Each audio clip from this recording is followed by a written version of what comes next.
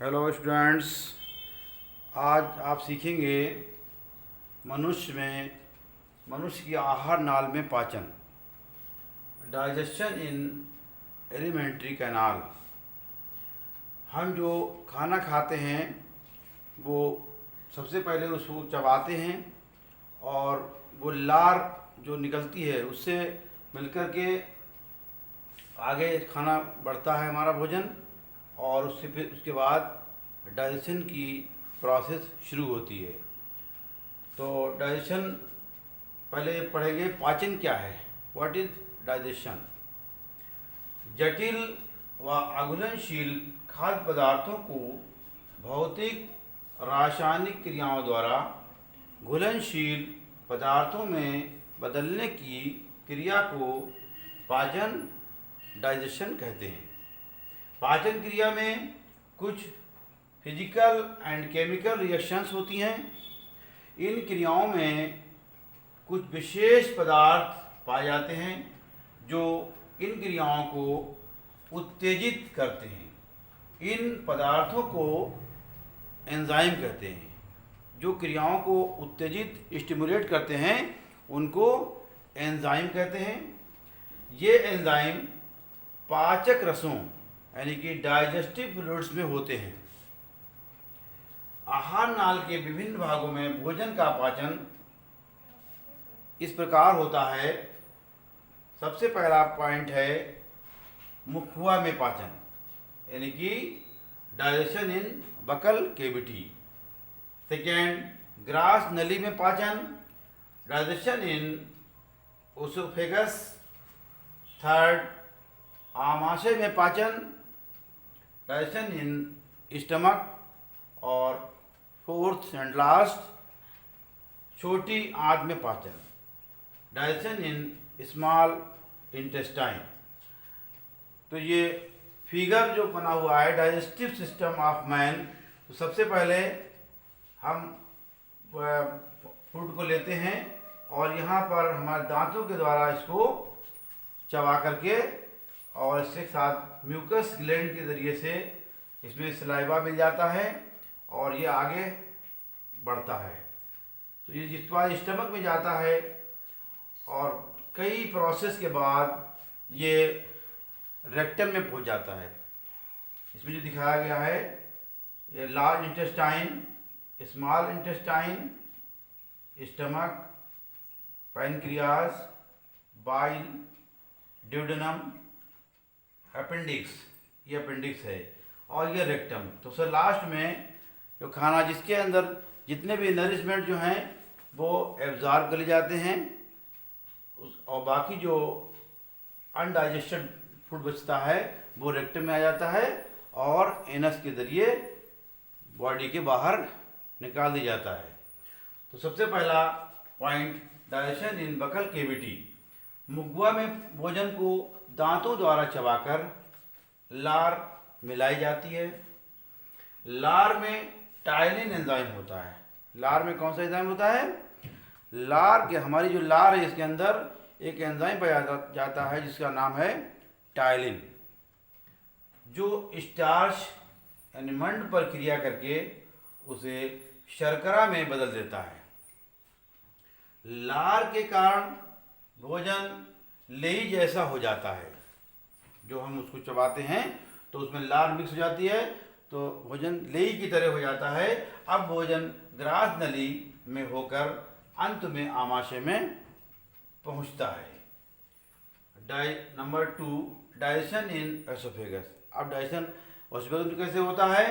Grass नली में कोई भी पाचक ग्रंथि नहीं पाई जाती, यानी कि ग्रास नली में एसोफेगस में किसी भी तरह की कोई भी ग्रंथि, पाचक ग्रंथि, डाइजेस्टिव ग्लैंड्स नहीं पाई जाती हैं।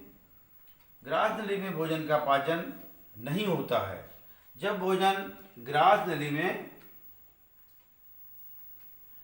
नली से होकर गुजरता है तब एमाइलेज की क्रिया चलती रहती है और भोजन आसानी से आमाशय में पहुंच जाता है। उसके बाद डाइजेशन स्टमक में होता है। आमाशय में भोजन चक्रमा कुंचन गतियों द्वारा पीसा जाता है, यानी कंट्रैक्शंस वेव्स होती हैं हमारी आंतों के अंदर, इससे भोजन जो है वो पीसा जाता है। साथ ही जठर ग्रंथियों से यानी गैस्ट्रिक ग्लैंड्स के से निकला गैस्ट्रिक जूस भी इसमें मिलता है। गैस्ट्रिक जूस में हाइड्रोक्लोरिक एसिड के अतिरिक्त प्रोपेप्सिन तथा प्रोरेनिन नामक प्रोएंजाइम्स होते हैं। हाइड्रोक्लोरिक एसिड इन प्रोएंजाइम्स को क्रियाशील बनाता है, भोजन को सड़ने से बचाता है। ये भोजन के साथ आए बैक्टीरिया को नष्ट करता है। प्रोपेप्सिन के साथ मिलकर पेप्सिन में बदल जाता है और भोजन की प्रोटीन पर क्रिया करता है। रिएक्शन में दिखाया गया है protein, the presence of pepsin hydrochloric acid, ये पेप्टोन्स में बदल जाता है प्लस पॉलीपेप्टाइड्स में, और मिल्क प्रोटीन जो है in the presence of rennin para casein में कन्वर्ट हो जाती है। स्टमक में भोजन 3 से 5 घंटे 3 to 5 आवर्स तक रहता है। उपर्युक्त क्रियाओं के कारण लुगदी बन जाते हैं जिसे काइम कहते हैं। ये क्रियाओं के बाद लुगदी बन जाती है जिसे हम काइम कहते हैं। अब ये गृहिणी में पहुंचता है। इसके बाद जो है ये लुगदी कहाँ पहुंचती है?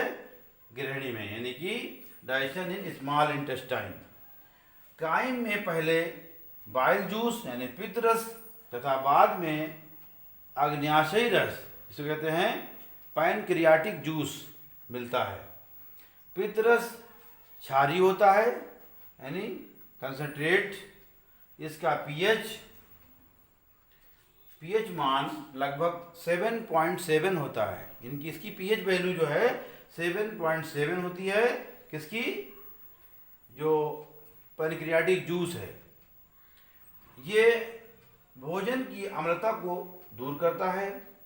इसका काम क्या है? भोजन के अंदर जो एसिडिटी है उसको दूर करना तथा पैनक्रियाटिक जूस के प्रोएंजाइम को क्रियाशील अवस्था में बदलता है। पैनक्रियाटिक जूस में 3 प्रमुख एंजाइम्स होते हैं। कौन कौन से 3 एंजाइम हैं? ट्रिप्सिन, एमाइलोप्सिन, स्टेप्सिन। ट्रिप्सिन अधपचे प्रोटीन और पेप्टोन्स पर क्रिया करके उनको एमिनो एसिड्स में बदलता है। ये काम है ट्रिप्सिन का। जो अधपचा प्रोटीन और पेप्टोन्स हैं उनको क्रिया करके उनको क्या एमिनो एसिड में बदल देता है। और एमाइलोप्सिन विभिन्न प्रकार की शर्कराओं और मंड को यानी स्टार्च को ग्लूकोज में बदलता है। एमाइलोप्सिन का कार्य क्या है? विभिन्न प्रकार की जो सुक्रोजेज हैं और स्टार्च हैं इनको ग्लूकोज में कन्वर्ट कर देता है। लास्ट स्टेप्सिन वसाओं पर क्रिया करके उन्हें वसीय अम्ल यानी फैटी एसिड तथा ग्लिसरॉल में बदलता है। छोटी आंत से अपच तथा अपशिष्ट भोजन बड़ी आंत में आता है।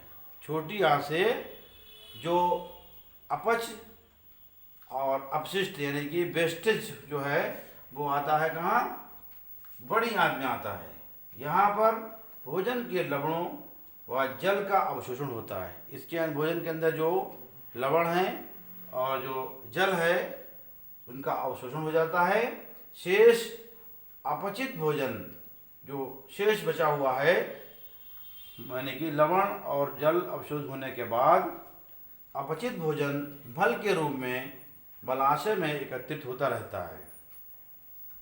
यानी कि ये दिखाया गया रेक्टम, यहाँ पर ये एकत्रित होता रहता है तथा एनस द्वारा बाहर समय पर बाहर निकाला जाता है।